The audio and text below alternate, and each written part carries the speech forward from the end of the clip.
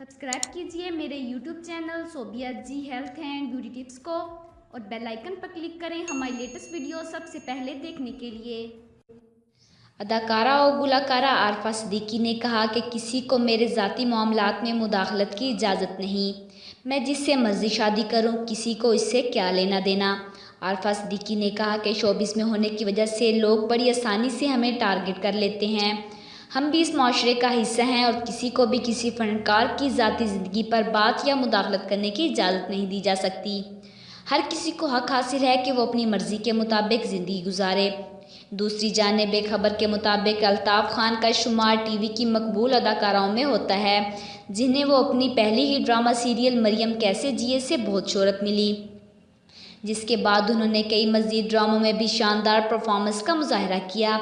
लेकिन drama serial Udaari में ज़ेबो के किरदार ने तो अपनी शोहरत की बुलंदियों पर पहुंचा दिया।